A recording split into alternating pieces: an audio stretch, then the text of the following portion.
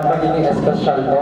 So please bear with me, medyo magiging mahaba itong preparasyon ko. Kasi kung napapansin nyo, di ba, when I read minds, it is personal. So personal kung babasahin na sa isip niya. So ang gagawin ko ngayon, gusto ko, kukuha ko ng words galing sa inyo dito na present ngayon. Tapos papapiliin ko mamaya kung sino man ang magiging volunteer ng isa. Para hindi siya personal. So hindi niya sariling word yung iisipin niya para lalo kung mahirapan. Diba? So I'm going to pass around papers. Maybe 20 of you lang yung kailangan ko. 20 lang na. 15 na lang kasi magdama na lang 15. So 15 na. Kuha kayo ng papel. Sulat kayo ng kahit anong object. Kailangan ko object na. Kahit anong object. Fold ninyo into 4 after. Ganyan. Ganito. Okay? Para uniform tayong lahat. Okay? Go. Ma'am? Hello? You may write down anything. Bigyan nyo ng ballpen sa inyo. Tapos, kuha ka isang milky, tapos pasa mo na lang pag gano'n. Okay? 15, no? Si Pasko? Ha? Background music. Magagat muna ako. Yo! Yo! Ano bang ginagawa mo, Haisal, kanina dito? Bakit ganyan ang boses mo? Nakam. Learn about the voice from this side? Yeah? Okay, good. Yes? Are you done, ma'am? Yes? Or good? Are you done too? Yes? Anybody else? Oh man, no. You're done, sir? Yes? Yes? How about you? You done? Yes? Tapos ka na, di ba? Yes? You're done? Yes? O yan. Pwede namin kami. Meron pa ba nagsusulat? Oo, sulat. Sabi ni Demi, sulat ba? Object lang, okay. Saan yung papel? Kunin ko yung papel. Demi, habol ka. Sige, ano, wag na? Wag na, sige. Okay. Okay, ngayon para makita ninyong ito maraming mga papel dito, yan. So, para makita niyo yung random mga pangyayari, meron kaming sinulat dito na saan yung ano, yung bunutan natin? Sebek! Sebek! Sebek!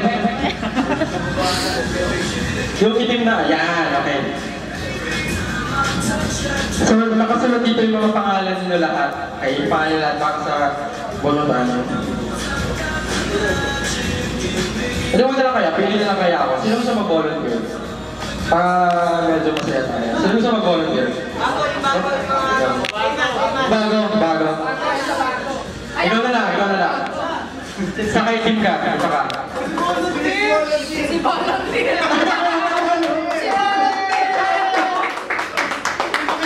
Kasi sa ano pa? Volunteer talaga tao. Okay. Volunteer of the Year. Okay. Congratulations, Volunteer of the Year. Sa mga hindi nakakilala sa'yo, sabihin mo sa akin na lahat, what's your name? Volunteer. Ana. Dati di naman Ana sila mo, Annabelle, di ba? Palamakin naman si Ana. Ana, meron akong ipapaisip sa'yo, Ana. So, this is something na hindi nila alam. So, as a mind reader, gusto ko muna basahin yung mind mo in a personal level, okay?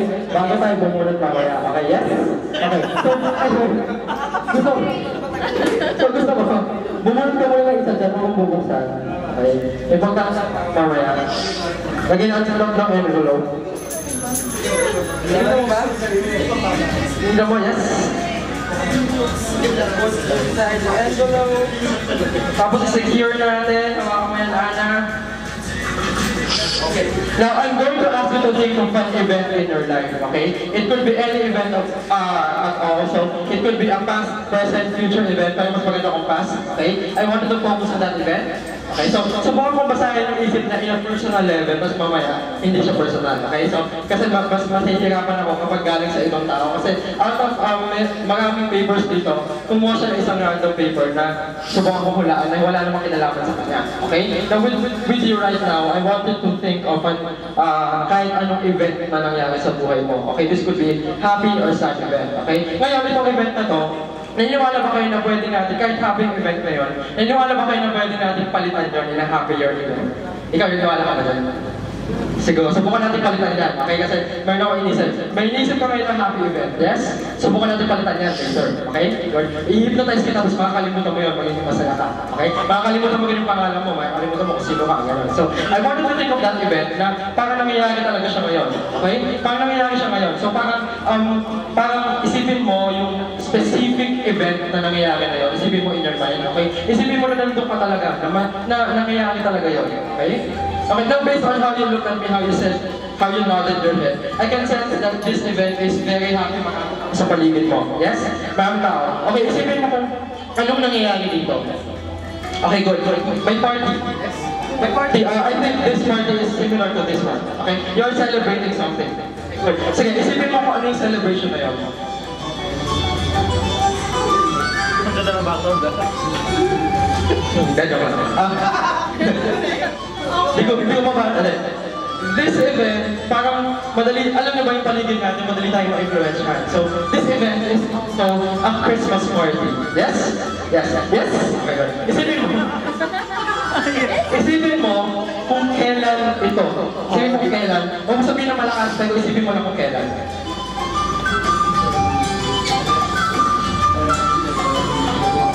I can feel the energy.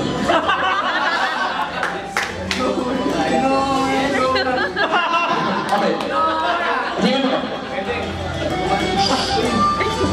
Basically sa akin, ito parang lucky guess lang to. Hindi ako sigurado kung kailan to, pero last year na ba to? 2012? Yes! Okay, good. Christmas party 2012. Isipin mo kung sino yung mga kasama mo to. Okay? Malamang Christmas party, siguro kung sa'yo, pwedeng friends, pwedeng office mates. Family, kasama yung family mo. Tsaka si Ben. Boyfriend mo. Yung nga, no? Palabangan naman natin siya. Yung ba iniisip mo? Christmas party last year na kasama yung family mo sa Ben. Yes! Okay, Ben, since natawag ka naman. Okay, now. Ito subukan natin gawin. Kanina, nagpasulat ako ng mga random words, random objects dyan. Okay? It could be any object at all. Bumunod ka ng isa. Okay? Now, that could be anything. Di ba? Subukan kong hulaan kung ano yan. Okay? Buksan mo, tanggalin mo, papakita sa akin, silipin mo kung ano yan. Okay? Now, titingnan. Now, that could be from anyone. Diba? Ay, nandito sa venue natin. Nakita mo na? Yes? Okay. Hold it up. Hold it back. Okay. Ngayon, subukan kong hulaan kung ano yan. Kasi mas mahirapan ako kasi this is not personal, di ba? So, walang kinalaman sa'yo. Nakakatakot yung tunog eh. So, isipin mo kung ano yung object na yan. Okay. Nakikita mo siya dito? Tao ba to? Bagay? Nakikita mo siya dito? Isipin mo na parang, bitaw mo yan. Isipin mo na parang nakakawa ko may object na yan. Okay, good. Maliit lang siya, no? Yes, maliit lang siya. Accessory. Accessory ng babae. Pwede. Pagkain mo to? Pagtipot na ng katawan ng tao. To make this more interesting, Annabelle, I'm going to ask you to write it down on a piece of paper. So, maybe write ako dito. Sino may Sharpie dyan? Sharpie. Okay, thank you. Max, mag-isya ka pala. Joke lang. Okay, gusto ko, kung ano ba yung object na yan, yung accessory ano? Accessory ng babae, maliit na accessory. Okay, good. Gusto ko, i-drawing mo siya dito. Ha? Drawing mo siya dito. Yan, tapos i-fold mo ulit. Kung magpapakita sa akin, kasi hulaan ko pa yan siya. Sa loob, fold mo yan. Ano, sige, dyan na lang. Yan. Tapos drawing mo, magpapakita sa akin, tapos i-fold mo ulit.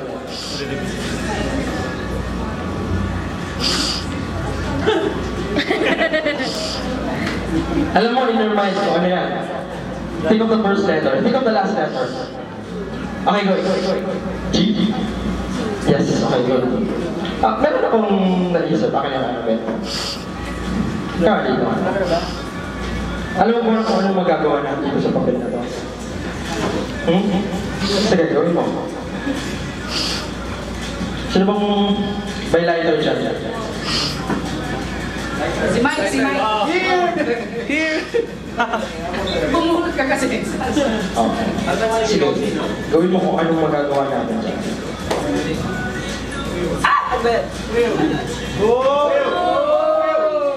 Uy! Ano yan? Galing ko.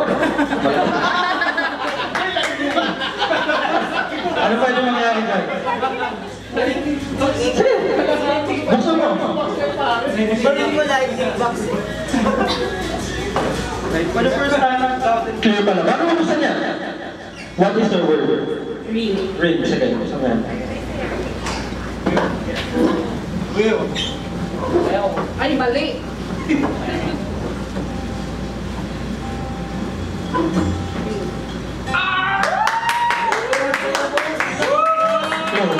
Ayun. Ito naman sa'yo dati pa, ikaw yung sa mga buhay. Miss Annabelle Milaw.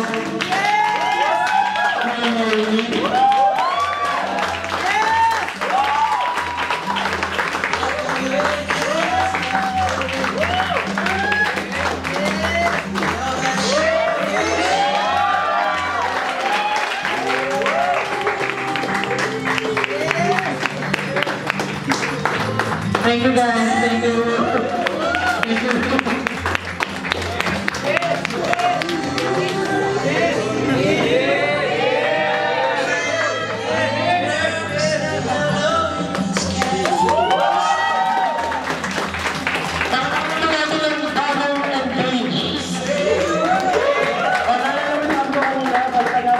Mas happy memory, yung happiest memory mo before, di ba? So, palapakan naman natin silang dalawa.